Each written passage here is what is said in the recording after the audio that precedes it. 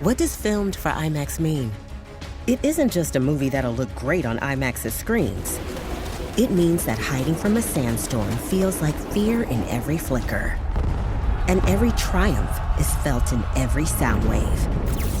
And the things we've only imagined, you can truly experience those too.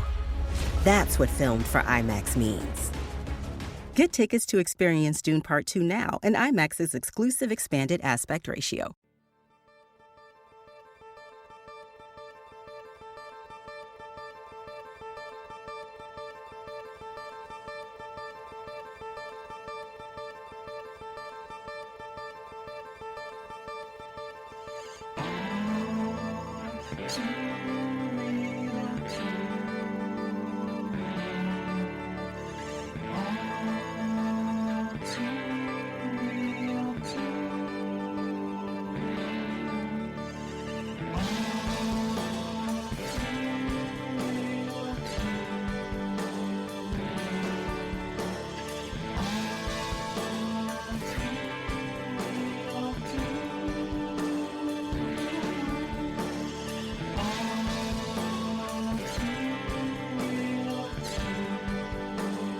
Okay, everybody, welcome to the latest episode of All Too Real 2.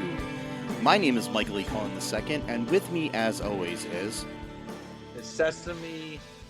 I hate this movie so much. I actually want to jump off a bridge, perhaps, in Carta.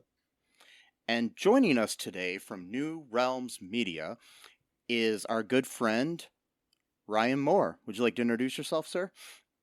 Hi, my name is Ryan Moore. I'm a photographer and videographer. I also have a podcast called Spoiler Alert, where me and my buddy Dustin Ribka break down the big ticket movies.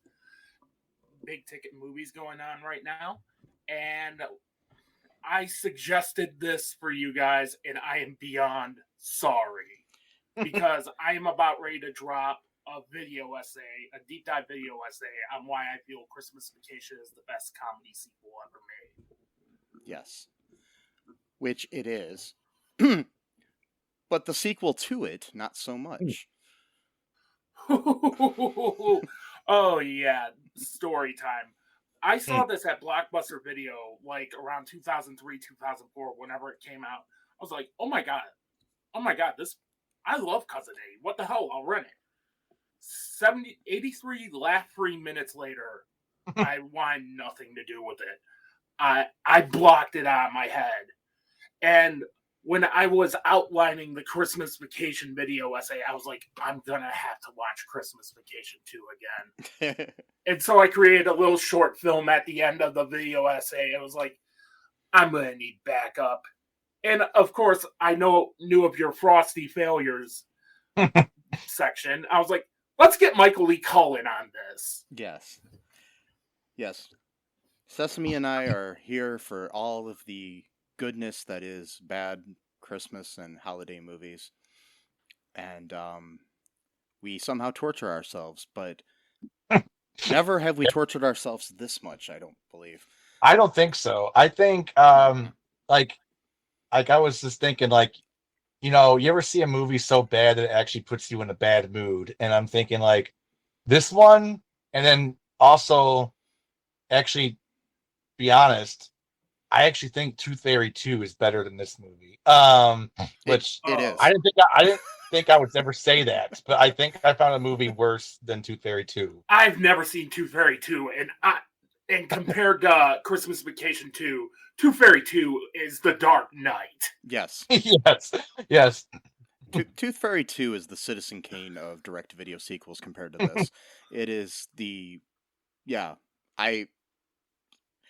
I do not know which hick is worse, though, in reality, and that's, Randy Quaid or Daniel Whitney. At least Larry the Cable Guy is a character. Yes. Yeah. So, I guess we got our initial thoughts out of the way there. What we thought of this gem of a film.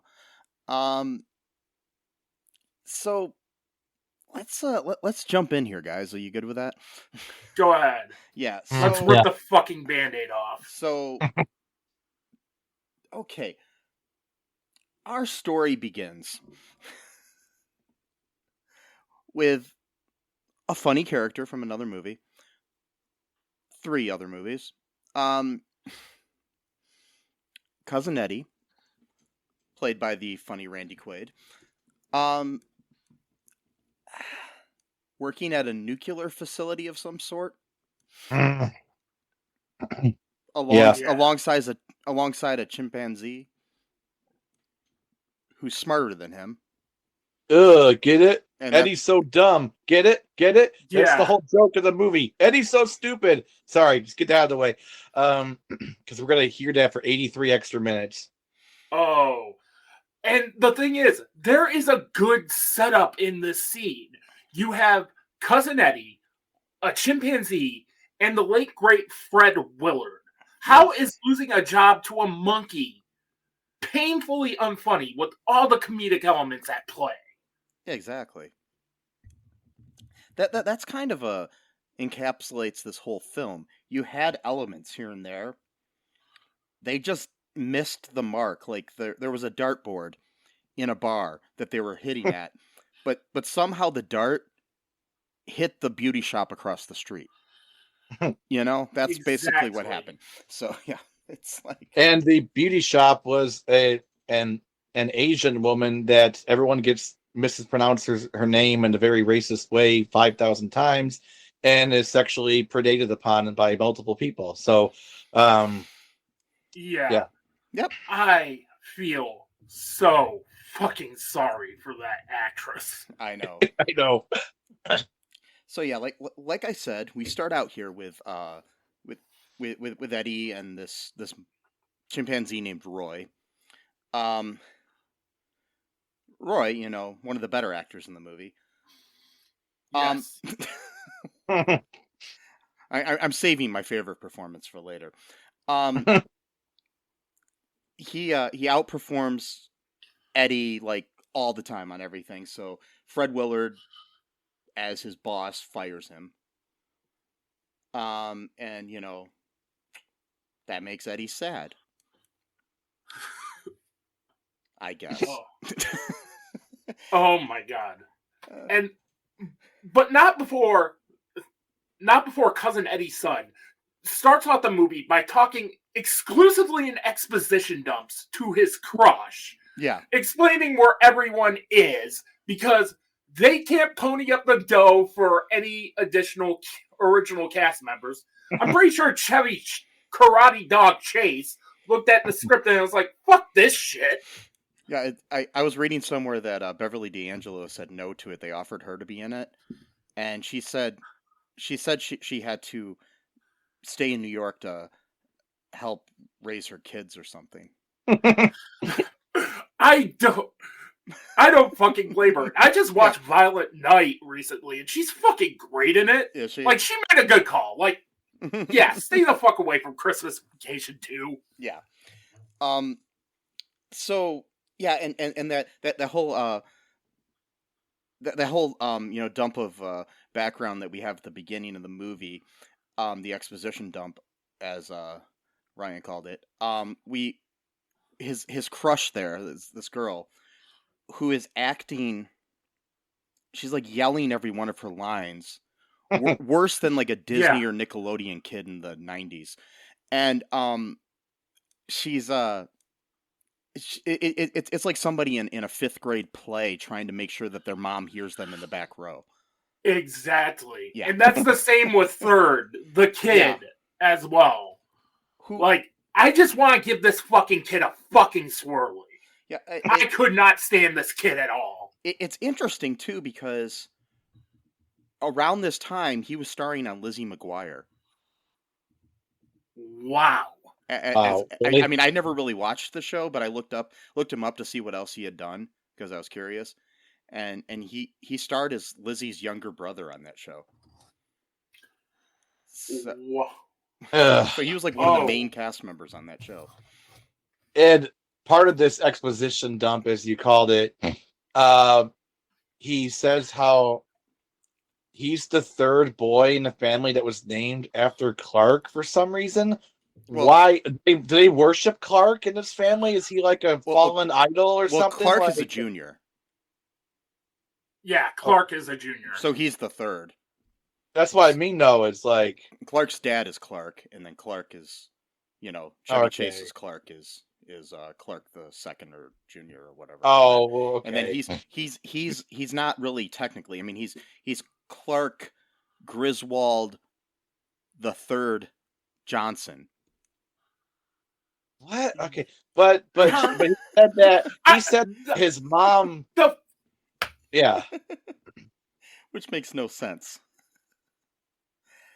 But yeah, we do. I mean, we're kind of just gonna go all over the place with this, I bet. So Yeah.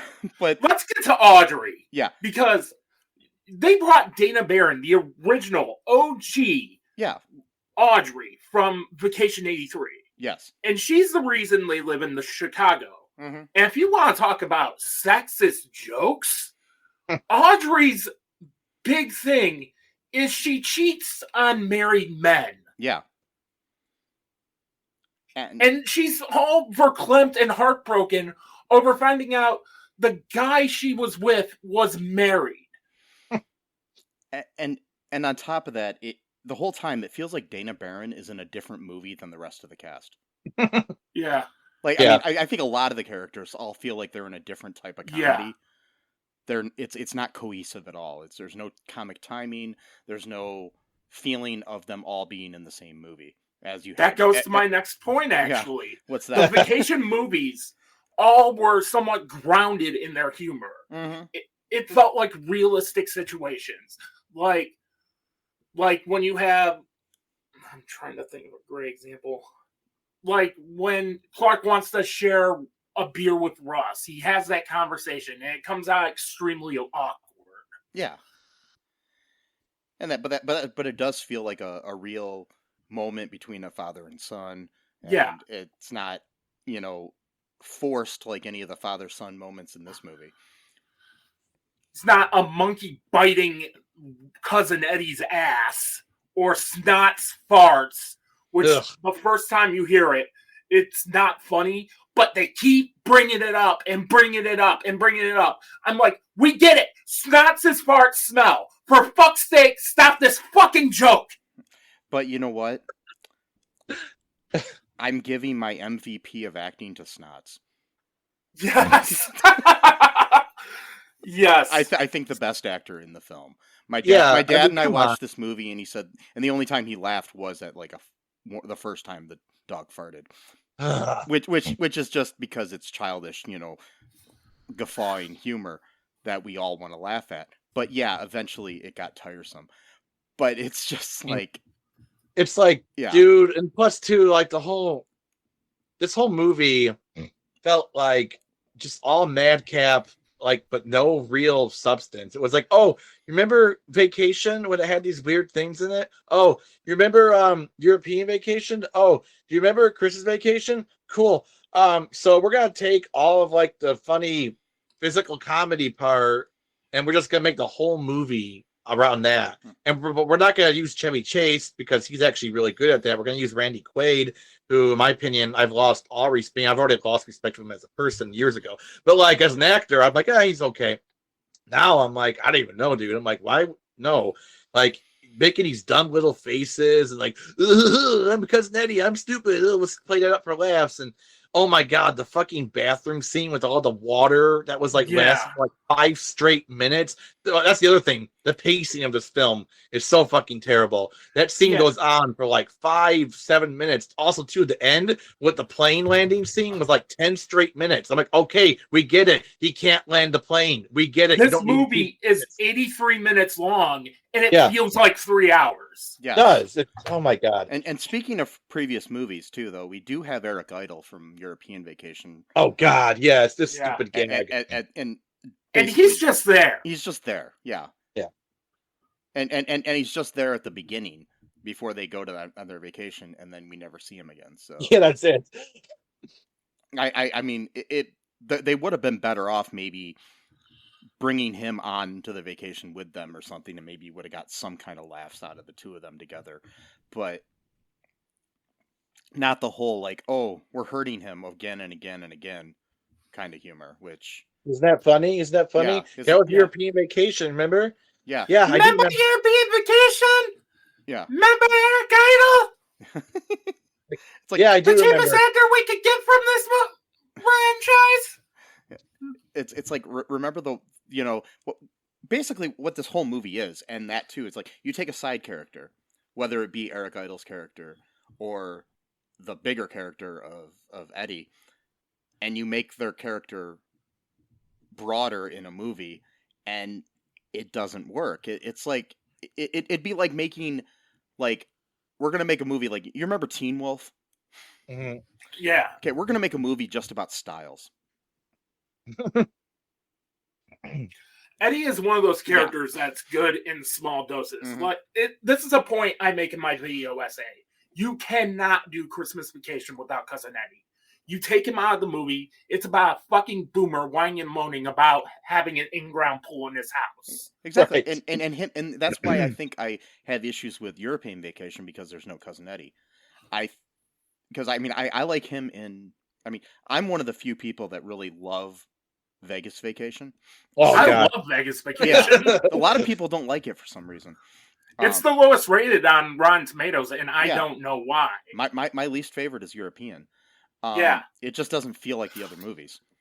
Yeah. Plus Griswold is spelled wrong in that movie.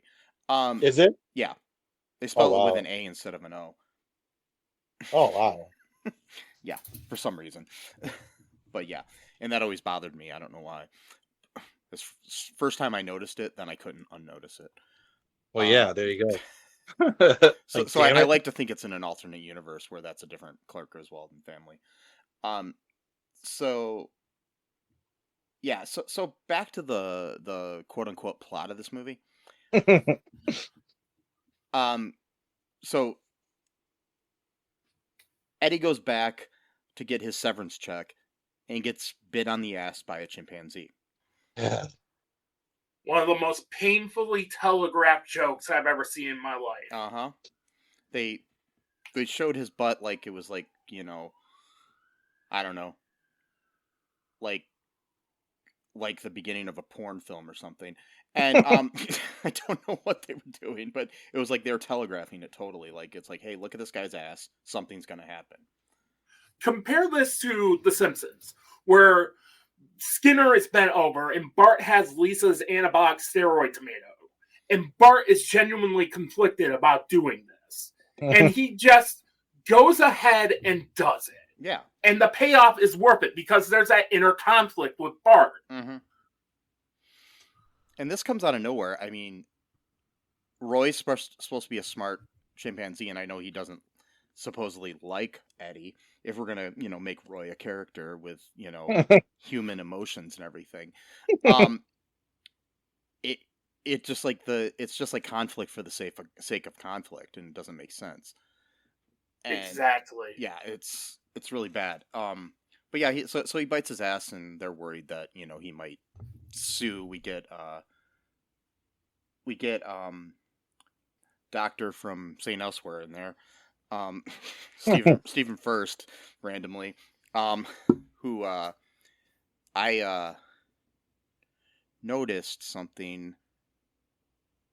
Nathan First did the music for this, and Stephen First appears in it. I do not know if they're related, but there's a chance. Yep. So yeah, he's playing a doctor who, in my canon, he's still the same doctor that he was on St. Elsewhere, who also appeared on Scrubs. So in my opinion, this movie takes place in the same universe as Scrubs. It also takes place in the Vacation universe because it directly ties into most of the Vacation movies. They bring up key events like the trip to Walmart and Christmas Vacation. Oh yeah. And Eric Idle. And it also falls into the Tommy Westphall universe of where everything is interconnected in the whole like world of cinema and television. So because of St. Elsewhere. So I don't know if you're familiar with that at all, Ryan. Oh yeah. Oh yeah. Yeah. I was big on St. Elsewhere. Yeah, but you're familiar with the Tommy Westphall universe theory. The snow globe shit. Yeah. Yep. So everything does take place, and So this does take place in that universe then. Hmm. So there's like a connection between this and like Doctor Who Oh, and God. Degrassi Junior High, you know. So it's all in the same universe. So that makes me feel a little bit better, right? Don't tarnish Doctor Who I'm with like no. No. So Doctor Who is too good for this shit. yes. No. This is better, right? No. Mm. I'm trying to convince myself that I didn't like waste 83 minutes of my life or whatever it was, 73 minutes. I don't know. So Well, I wasted more because I got confused a couple weeks ago and I thought we were going to be doing it. So I watched it thinking we were going to do it the next day. And I was like, oh, God damn, I'm going to have to watch this a second time because I'm not going to remember much. jeez. I'm sorry, Matt. That's okay. I'm sorry, guys. I should be the one apologizing. So he gets bit on the ass, and they think he's going to get. They think that he might sue them, which, you know, he's an idiot. So why would he even think of that? But they send him off onto a vacation, a paid Christmas vacation, so they don't have to, you know, because that's going to satisfy them. You know, because yeah, with the hilarious fucking green screen, laughably bad green screen. Oh, God. oh yeah.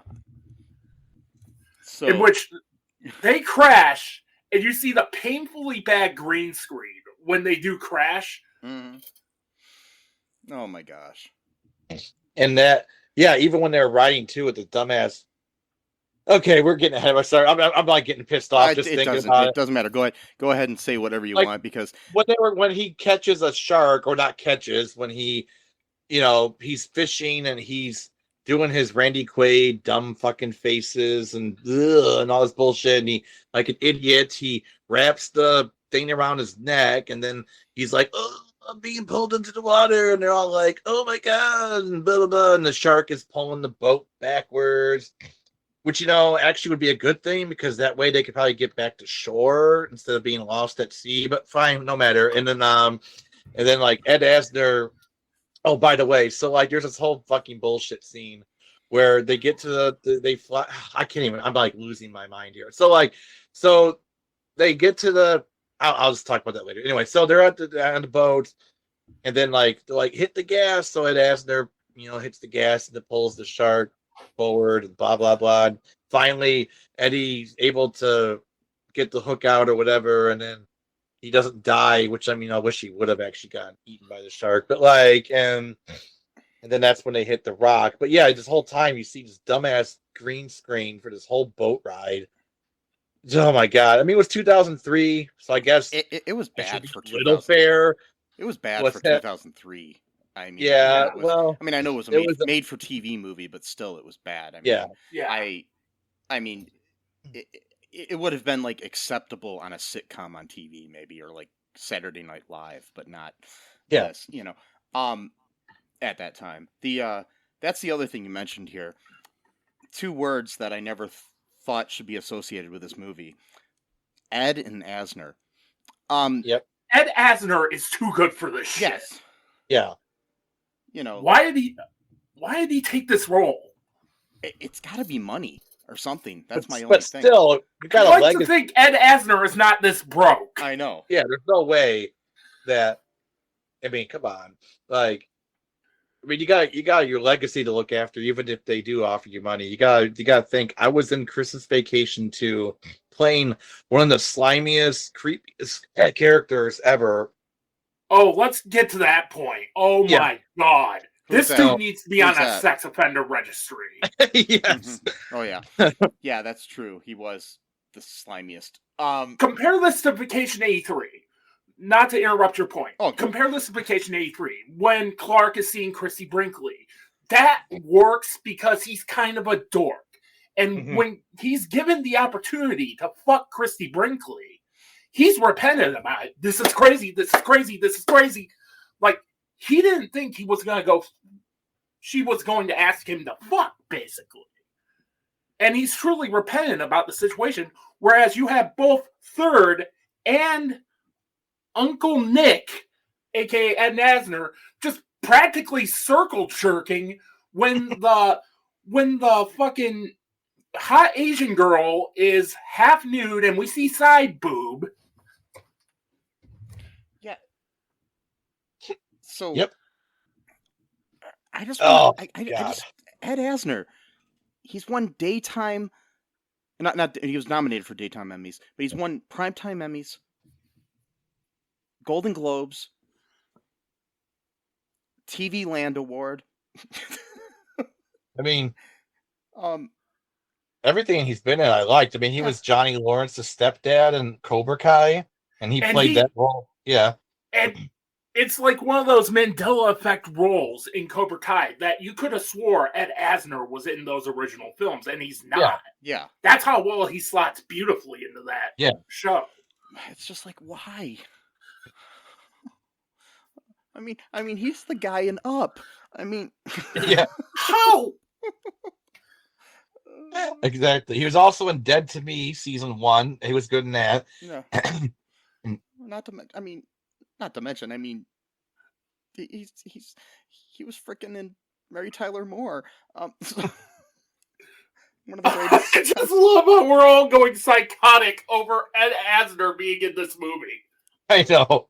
I'm literally crying here, guys. Okay, anyway, so. But yeah, I mean, like, okay, so I can,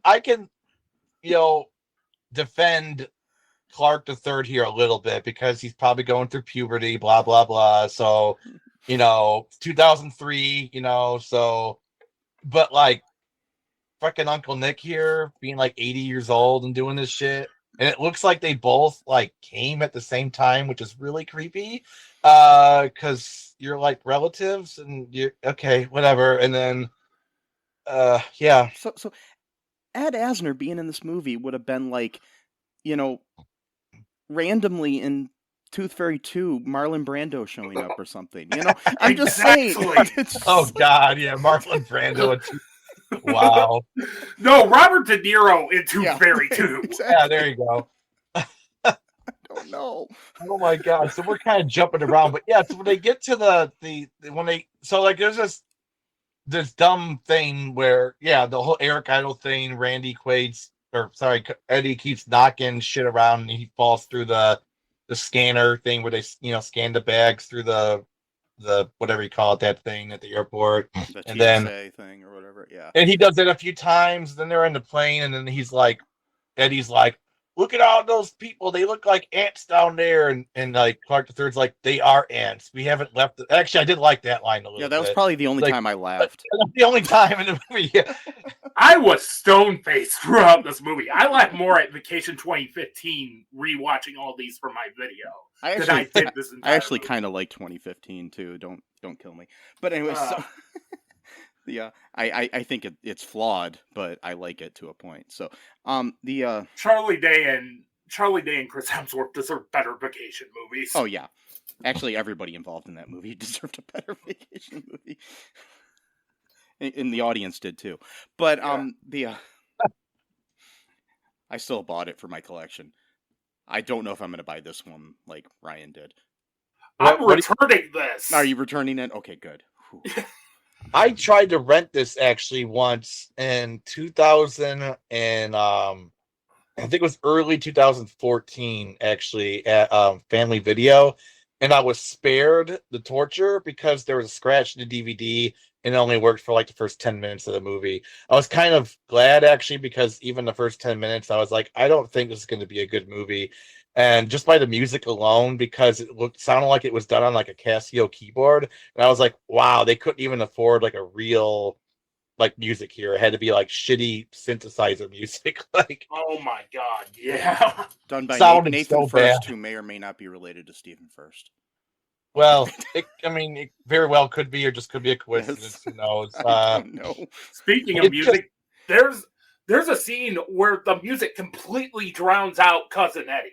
That's yeah. Right, yes.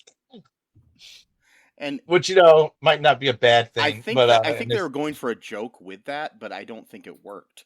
Like most of the jokes in this movie. But yeah. Oh my God, dude! Like, I'm getting so pissed off. So like, the shark scene where they hit the rock, right? So Eddie gets his head thrown at her, and then Catherine goes, "Eddie, where's the rest of you?" It's like, was that some weird reference to that Ronald Reagan film from like the 30s? Like, that's a weird deep cut there. Like, no pun intended. I But doubt that. I doubt that. well, okay, good. I hope not, because I'm like, what the fuck? Yeah. Anyway, I doubt anybody involved in this film actually saw another movie ever. I don't think so. I think they looked like they actually came from an island that was uninhabited, and they're like, that was their first idea of coming up with a movie script. And they're like, here it is. They're like, cool. So what we gotta do? Yeah, we're gonna make a bunch of racist stereotypes by like not being able to like pronounce an Asian woman's name. See, By like calling it like Mickey Mookie or Licky Licky or oh my god, I just want to like murder them. I swear to God, like. And we get it. Mecca is hot. Yeah, we get it. Yeah. Okay, like. And so I have a theory now about the writing of this movie. Okay, you know Roy the chimpanzee. You know, there's that theory that if you put a bunch of chimpanzees with a typewriter in a room for long enough, they might write Hamlet. I think along that way, before they get to Hamlet, they write this movie first. Yeah, it's like a transitional period. Yeah. Exactly. Yes. Oh my God, dude. And this was actually written by the producer Maddie Simmons, who produced all of the vacation movies. Well, you know, that's a different skill set entirely. So, yeah, when I saw that, and I'm like, really? Did you not watch the movies that you produced? Exactly. Just because you're a house painter doesn't make you Michelangelo, and just because you're Michelangelo doesn't make you a house painter. Totally different skill sets. Like, so anyways, back to the plot here. They get to the island, and some stuff happens. They meet Muka Luka Mickey, whatever her name is, Milwaukee. Well, she's from Milwaukee. Yeah, but that's what they call her at times. So, yeah, they meet her and see what. Okay, as a writer myself, I would have made her or somebody else turn out to be a villain, and maybe you would have had a decent, plot to follow here. But that's just me. Well, without jumping ahead, he kinda is. Well, to Audrey, yes. But I mean, like, maybe there would have been some kind of other twist, that was pertinent to the plot, and not just have her there as a woman for Ed Asner to try to make out with and stuff. Sexual assault on camera, and oh my God, I can't believe too that National Lampoon's actually put their stamp of approval on this as well. Like, wow, National Lampoon has no quality control whatsoever. Yeah, there are only 3 good non-vacation National Lampoon movies: Animal House, Loaded Weapon 1, and Van Wilder. Yes. And Maddie Simmons, though, at the time, owned National Lampoon. Okay. So, yeah. And no wonder you could just feel Maddie Simmons jerking off whenever he's writing about Mukalaka Mickey. Yeah. Yeah. So, which, by the way, I'm going to name my first child. I don't plan to ever have children, so don't worry about that. I'm not even sure if that's her real name. No, because they never keep fucking it up. Yeah. It's like, the whole racist gag of like, oh, we can't it's like, you know what? Fuck you. Like, if you could pronounce like long ass German names and Russian names, you think you can get one Asian name correct? Like, really? But like, whatever. And then it's like, that's part of the joke. Get it? It's like, no. See, we go back to the idea of satire. Okay, so like, when you make like a quote racist joke, but you're doing it to make fun of the people who are racist, that's different than just be like, she's Asian, she got a funny name, right? Get it? It's like, no, I don't get it. Explain it to me. I want you to say the words so you can out yourself. Like, Yeah. I mean, this is the type of movie geeks and gamers would call a masterpiece. And these are the same people who do not realize that the stupid person in the movie is Eddie. Right. They're the same people that think Archie Bunker is the hero of All in the Family. Right, or Al Bundy or whatever. Yeah. Yeah. You don't realize that the stupid things are being said by the stupid people. But But at the very least, Archie Bunker and Al Bundy are fully three-dimensional characters. yes. There Right. is not a single one-dimensional character. Like you guys said, Snots is the only three-dimensional character of the film. Yes. I mean, he's more useful. He pees on the fire to take it out, put it out, and he, sort of, kind of helps the boar try to kill Eddie, but is unsuccessful at doing so, and which would have been good for the movie. But unfortunately, Eddie killed the boar by accident, of course. And so, my God, I'm gonna have like an aneurysm. So I just want to bring attention to the point of when they first get to the island or whatever, and how like immediately they're like assaulting the women who are putting like lays over their head or whatever, or their necks. yeah. And then that's like our first indication of like, oh boy, here we go. Like we're gonna get the jokes about like, yeah, let's just keep kissing them, and oh my God, and the dumbass scene with the island where Eddie's just eating like a pig, and he's like, "Oh, deep fried eel, deep fried, get it? Yeah, I get it, because you're Eddie and you eat deep fried everything. How about you eat a deep fried cyanide pill and you just chew on it, and then save us the trouble." It wouldn't do anything to him, obviously, because he's got a plate in his head. Oh, that's right, the nuclear waste. Yeah, it makes and he's got a plate in his head that's somehow a bug zapper now too. Yeah, and they run that joke into the ground too. Yeah, I know. It's like it wasn't even funny the first time. No. Oh, and so we also get the introduction of this character Melbourne Jack, who's a Australian, guy who looks like that one Paul Hogan. Yeah, he looks like Paul Hogan wannabe, played by Julian Stone, who was the first Jerry Jacks on General Hospital. I used to watch that show, so that's why. Again, another actor that looked at this and was like, "Nah, fuck this, mate." Yeah, I'm sure Paul Hogan was offered the role first, and I'm sure every other Australian actor in the world was, and then Julian Stone had been replaced as this character on General Hospital and needed something to do. I'm sure. Yeah. And she's the love interest for Audrey. Yeah. Oh, we're gonna get to that. Yeah. Go ahead with that one. Oh boy, Audrey. I'd love to imagine Juliette Lewis getting the script for this. Oh yeah. I'd love to see Juliette Lewis's reaction to getting this script. She would probably straight up murder Maddie Simmons in her sleep if she got this script, because what we find out is that Mecca is married to Audrey's ex that she was crying about. Audrey, in any of the movies, was never this pathetic. Like, even when she was dating Billy Zabka in European Vacation, she wasn't pathetic.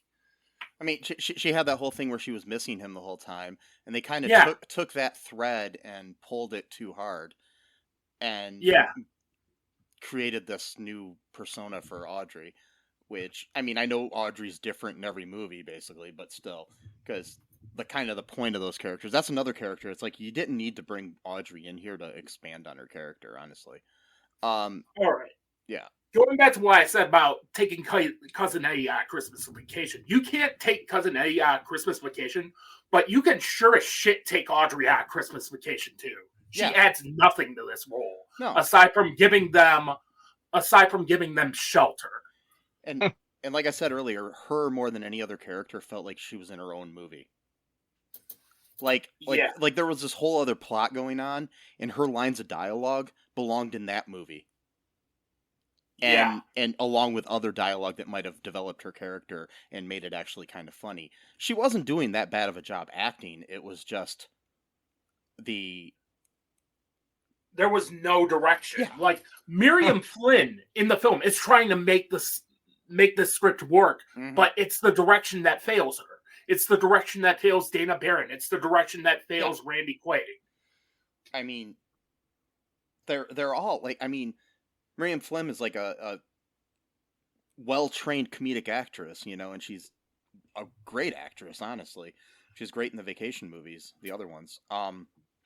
And she was with Second City and other things that I'm looking up right now, and it's just like, how do they squander her and Ed Asner and even Randy Quaid? It's just, I don't know. Yeah, say what you will about Randy Quaid's politics, but the dude has range with a capital R. Mm-hmm. This is a guy who will do comedy, will do action films, will do hard dramas. Like, he was actually a great character actor in his heyday. I mean, he played Lyndon Johnson in a movie decently, and then he was great in Independence Day. He's it's Oh yeah, Independence Day, and also too, he was in Midnight Express back in the 70s. Yeah, he was in he played one of the prisoners. The Last Picture Show. Yeah. Oh yeah. Yeah. So it's just, I don't know. It's hard to stomach the fact that so much was squandered in this movie. Sorry, yes. I burped. Sorry, it's okay. So what else? What else happens in this? I don't know if one of you guys want to kind of take. Want to go, Ryan? You want to go? I think we pretty much covered everything. Yeah. So the director of this movie. There's a director on this movie? Yeah, supposedly. I just had to look up what else he's quote unquote done. Nick Mark, M-A-R-C-K, I guess that's Mark. Mark, I don't know. Yeah, Anyways, I'm looking at the back of the DVD cover as we speak that I bought solely for a prop, and I'm returning immediately. Yeah, he worked on a number of episodes of Veronica Mars, Northern Exposure, Buffy the Vampire Slayer, and The Wonder Years. Also episodes of Monk, Gilmore Girls, Malcolm in the Middle, Dawson's Creek, The X-Files, Charmed, and also directed 2 films. This one and The Jungle Book, Mowgli's Story. What? Okay. In 1998.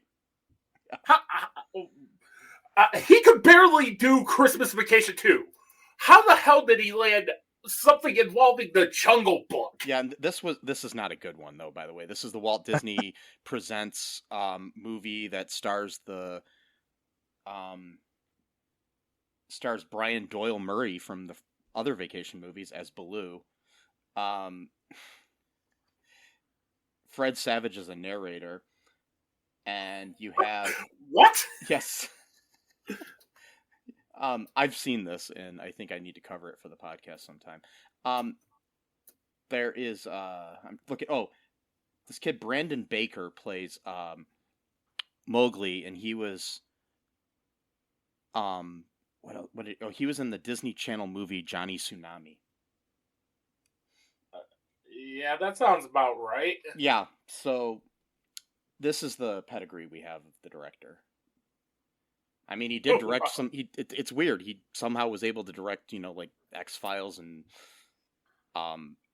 even Dawson's Creek, which is a decent drama show. I just don't get how he could direct any of those things that and like Monk and whatnot that had at least things that were watchable, as opposed to this.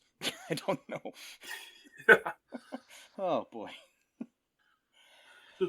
Yeah. This is easily like top 5 worst movies I've ever seen in my life. Let me put you like this. Hillary's America is a far better movie than this.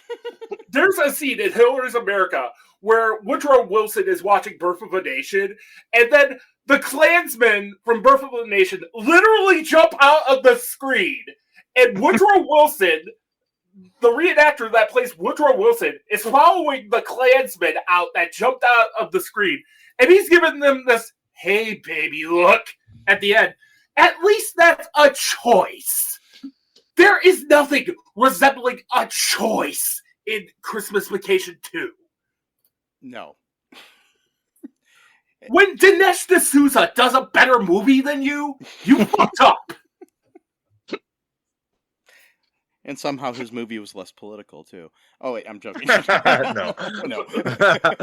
What the... I don't know. But I bet you Randy Quaid loved Dinesh's movie. So Yeah, maybe. Possible. Who knows at this point, though? He might not even. I don't know. yeah. So you want to get to the whole they build a house bullshit and then the house Oh, yeah. falls down. Oh And then- my fucking god! I completely forgot about that. Yeah. Yeah, they build a house out of palm trees and whatnot. And if you want to talk about telegraphed jokes, Yeah. this is probably the longest telegraphed joke ever committed to film. There was a missed opportunity with the joke too. Yeah. What?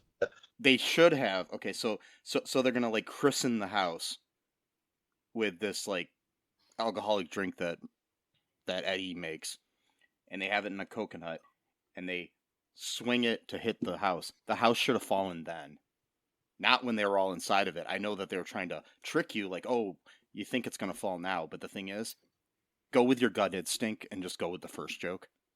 Yeah. Exactly. And that's the problem with this movie. There was numerous times where it was like, they should have had a joke there, but they didn't. Even bad movies, you kind of want there to be like certain beats that will hit there, and it's still a bad movie, but it's not, horrible. Where this just kind of like, it's like I said, they're throwing darts at a bar and they hit the beauty shop across the street. It's I just, still stand firm that if Blumhouse's Trooper Dare were marketed as a comedy, it'd be one of my favorite films of that year. yeah. Instead, they marketed it as a straight-up horror movie. I mean, I have yet to see it, but from what I understand, it's basically Groundhog Day, right? Oh, not Truth or No, Dare. that's Happy Death Day. No, I'm sorry, never mind. That's Happy Death Day. Yeah, And that I get movie's those way all fucking better. I get those all confused. So yeah, because I haven't seen half of them. I got kind of blummed out. So I don't know what else. What else do we have to say about this? Anything here, Matt? I don't know, man. Actually, if I'm being totally honest, I didn't actually see the last 5 minutes of it when he was trying to land a plane because I couldn't. I had to stop it for some reason. I don't remember why. And then I didn't. So did he eventually land a plane, or did he hopefully crash it and then like killed everyone on board? He sadly landed the plane. Okay. And he gave the air traffic controller guy some kind of mental issue where he couldn't talk. He was in shock. Oh, that's great. Yeah. Mm-hmm. Yeah. He's a stuttering mess. Yeah. And he sees Cousin Eddie, and he freaks the fuck out. He runs away, and then Catherine says, "Oh, God bless you, Eddie. You saved him," or something, whatever. Yeah. Okay.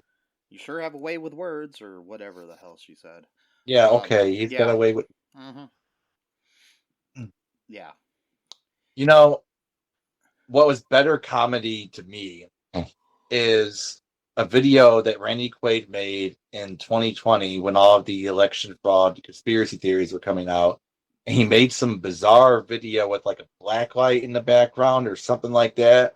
And he was like doing this weird like drone tone. And he was like, then at one point he just goes like, makes this weird sound with his mouth. Like that was better comedy, this entire movie right there. So, and Yeah. yeah. Yeah, I looked at a lot of those videos for the Christmas vacation video. I'm sorry. He made more than one. Oh, yeah.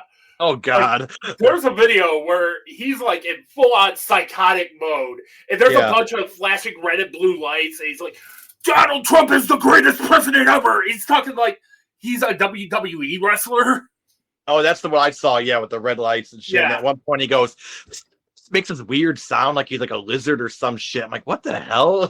Like, yeah. maybe he's a reptilian. Maybe he was accidentally letting out his reptilian self. You know? Yeah. Did you ever see those videos? Confirmed.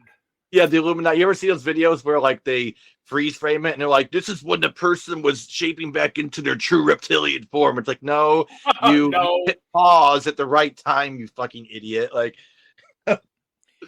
wow. Yeah. I think we're all at a loss for words here.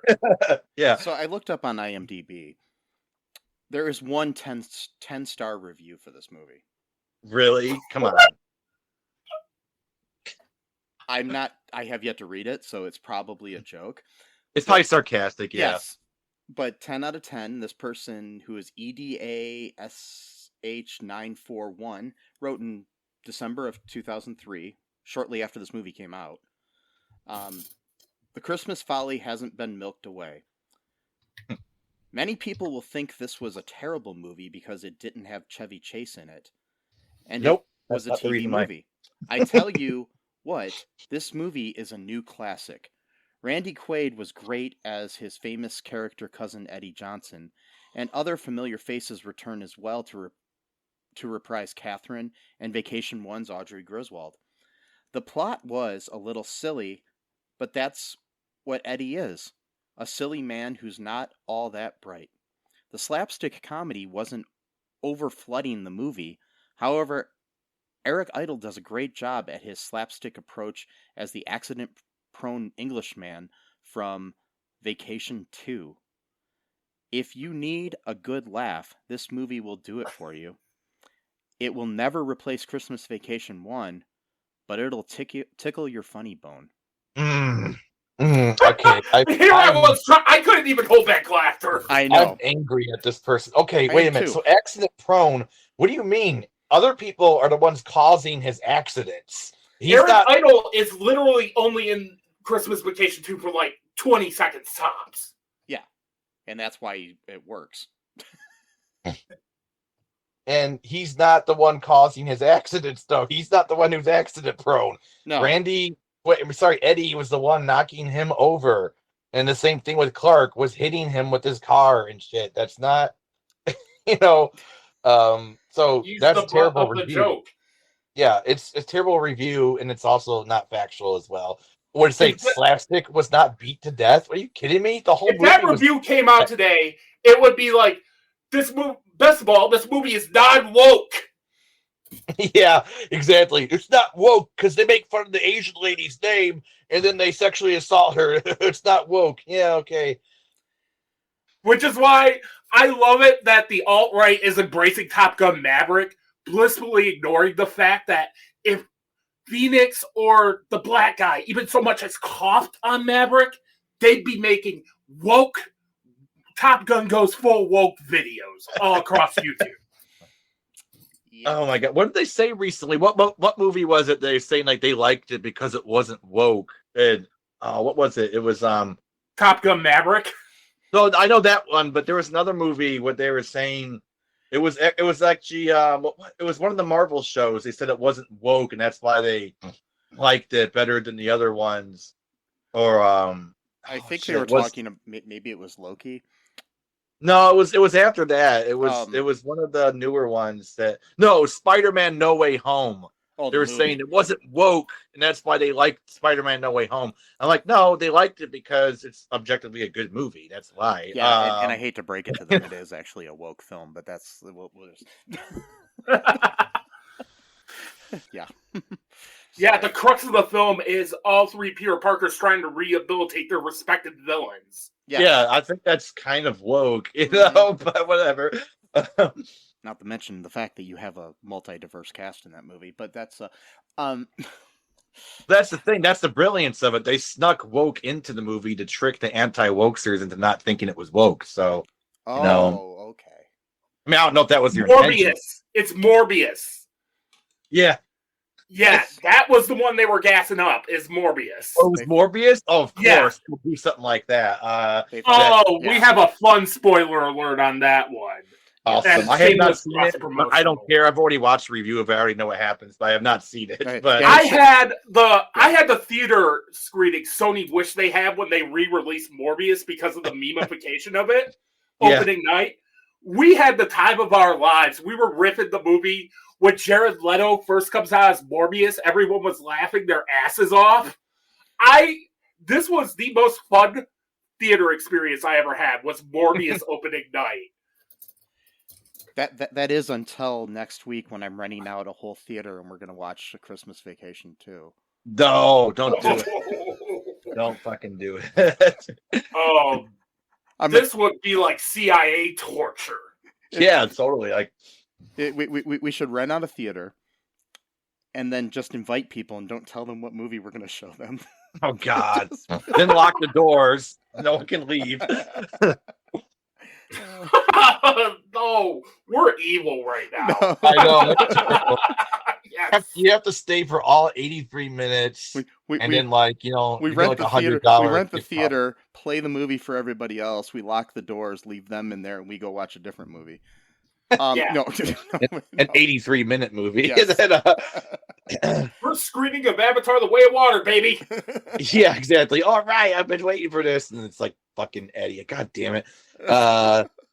I don't know what to say. What else to say about this? Is there anything else to say? I mean, it's. I mean, obviously we didn't cover everything in the movie, but I think we did for the most part. We did for the most part, but I'm just saying that. But I don't think we have to either. So well, you don't, because much like the Christmas Project, that's another point I wanted to make. I didn't write any notes down, so I'm just riffing from what I remember. But that's one of the things I want to mention. So, like Christmas Project, we reviewed that recently, 2016 film by Covenant Pictures or whatever it's called. I think it's a Mormon-based, or at least led by Mormons, not necessarily by the church, but people who happen to be Mormon, I think.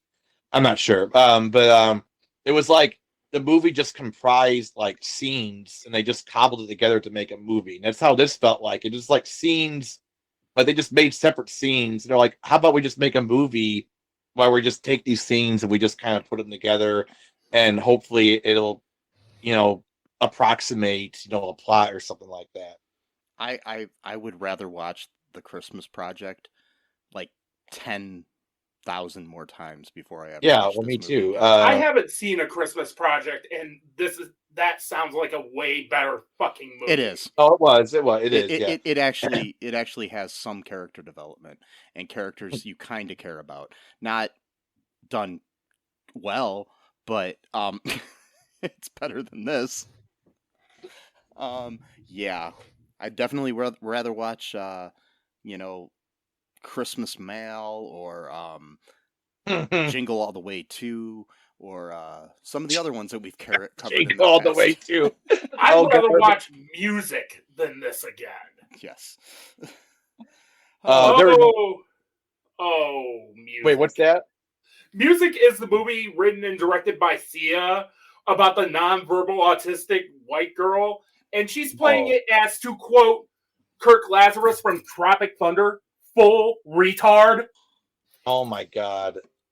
Oh my god. Like, within the first minute and 33 seconds, I was like, I made the biggest mistake in my fucking life.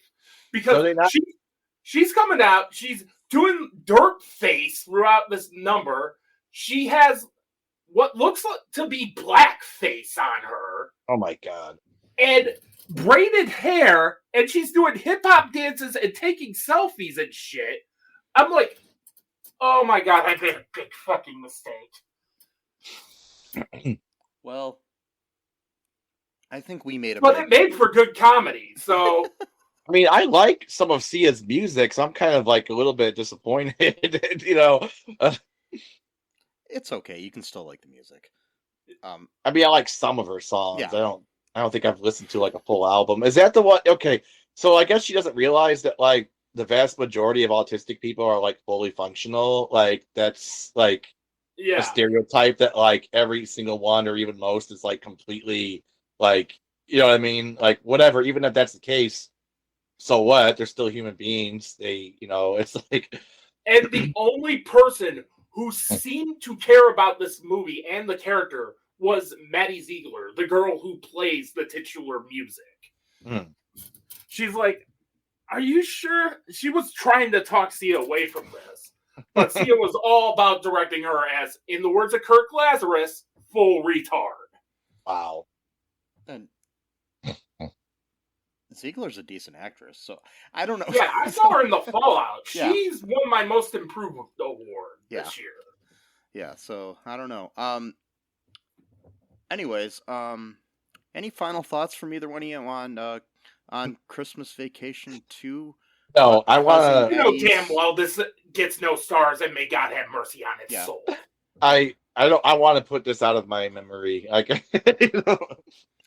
Well, every year from now on, we're gonna rewatch this movie and reevaluate it. No. No, okay, never mind. I would Oh, God, rather no. watch the Star Wars Christmas special on acid and DMT at the same time while having Joe Rogan's podcast playing in the background while talking about it.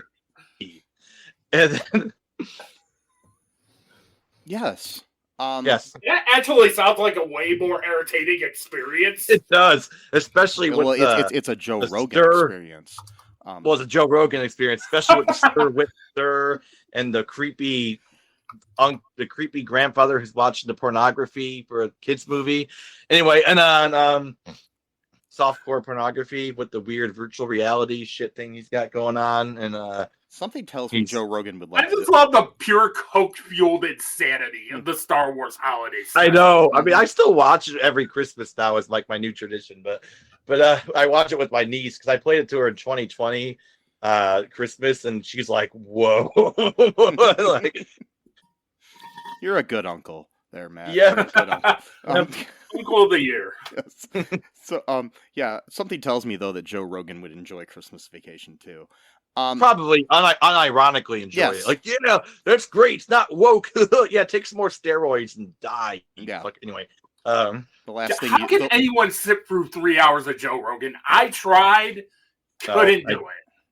Mister, the I last couldn't thing even you did of watch- any significance was news radio in the 90s. So yeah, exactly. 30 fucking years ago or something, and then He's dead fucking last in the funny rankings on news radio. Andy Mhm. Dick is funnier than he is on news yeah, radio. and Andy Dick's got some problems too, but And news radio, It, news radio, by the way, is my favorite television It's show. a really good- I love news radio. and it hurts me every time I watch it that Andy Dick and Joe Rogan are involved in that cast. but I kind of separate them from the characters, so I'm good. So it's like, yeah, oh, so hard to do. That's what I want to do someday, is a news radio rewatch podcast. But one day when I have, all the free time in the world. and then you I can have do so many sub-series ideas that Yeah. I wish I had more time for. I know. Speaking of sub-series, make sure we'll let Ryan plug all of his stuff again in a minute, but make sure you check out our YouTube channel. I've got a new video coming out soon. It's going to be our first major video that we've done just specifically for YouTube exclusively. It's on an interesting topic about television and movies. So, nothing about a specific film or TV show, but you'll enjoy it, that I wrote and produced recently. So anything else, guys? no. Okay, so Ryan, let us know where everybody can find you and listen to you and everything. You can find me on my website, www.newrealmsmedia.com. You can find me on all the socials at New Realms Media for all of them, including Hive. And I also have a Letterboxd account, letterboxd.com/RyanWatches. It's where I post my current movie reviews because I really don't have time right now to do video movie reviews, especially given I have 2 videos that are long overdue that I want to get done. And you do host the on your YouTube channel. That's New Realms, right? Yeah. Yes. Everything's at New Realms, including my YouTube channel. I also have Spoiler Alert with me and Dustin, where we break down big ticket movies as they happen. Yeah. I've been lucky to be a guest on their show a couple times. It's been pretty fun. I really enjoy being on their show. It's probably my favorite guest spot that I've ever done on the podcast or talk show. I am beyond touched. Yeah. No, I'm serious. I'm beyond touched. Thank you. Yeah, because I've done a few here and there, but you guys are fun. Not that I'm saying the other people aren't fun. Don't get me wrong, people. Yeah. Yeah, but make sure for us, like I said, check out our YouTube, which is hopefully going to be growing soon. We got a lot of views on YouTube recently for the audio of Christmas Project for some reason. That kind of blew up. I mean, it's only 300 and some views in a few days, but I don't know why, but like It's the algorithm. You never know. Yeah, it's like it's it's just like weird. odd Ashley who Scott guesses. reach out to you guys or something like that? what's that? Oh yeah, she Did- did. That was about Christmas mail. One of the stars of the movie, She Ash- kind of got mad that we made fun of it a Ashley little Scott bit. kind of got mad. She's like, "How frosty of a failure was it?" Well, that's what happens. Like I was I'm a telling big Mike, it's fan of like Ashley Scott, so it was if kind of you like make a pot. Yeah, sorry, go ahead. I was just saying, there's kind of a double-edged sword there because I'm a big fan of hers. The fact that she communicated to us in some way, because I loved her on Birds of Prey, the TV series, and she was also really good in was that Jericho, the TV series. So yeah, it's kind of disheartening when she didn't like my post, but I don't blame her either because Yeah. if somebody did that about one of the movies I directed or acted in, I'd probably feel the same way. So Yeah. I mean, I always kind of do this thing where I do like the self-deprecating humor in these these podcasts where I'm like, well, at least they're paid actors and they're making a living doing this. I'm like, I'm just, making fun of shit on the podcast, So it's like, it's true. Yeah. which I'm not saying that just to say that. I'm like, I'm actually genuine when I say that. I'm like, well, they still found a way to do what they love and get paid for it. So I mean that's one thing that I've always thought, no matter how bad a movie is, people spent time and they made it. And at least they made something and weren't destroying something. well, Some movies can do that. in most cases, but with Christmas Vacation 2, I think that's the exception to the rule. This definitely could have not existed, and the world would have been better off for it. They So, did destroy my holiday spirit. If anyone comes at you and goes, "How bad of it was," and like, well, in this case, I'm gonna say, "Fuck you! You shouldn't have been involved in this movie." But so. Should have rethought that, but I guess you needed the money, and so True. But be sure to check out our TeePublic, our Patreon, all of our social media. It's all linked in the show notes. All the Facebook and the TikToks and the Yik Yaks and whatever the kids are doing these days. We got something on there. I don't know what they're called. I'm an old man. Want to thank Ryan for being on the show. And, Glad to be on air. Always one of our favorite guests. And hope to have you back again and maybe Dustin sometime. And remember that I love you. Sesame loves you. I'm assuming Ryan does. He may. I don't know. I don't want to speak for him. I'm feeling the love. Okay. And bye-bye. All right. Take care. Thanks for listening to All Too Real 2 podcast, a Cullen Park production. Produced and edited by Michael E. Cullen II. Music by Matthew Hawes. Subscribe and share the show. Visit us at cullenpark.com.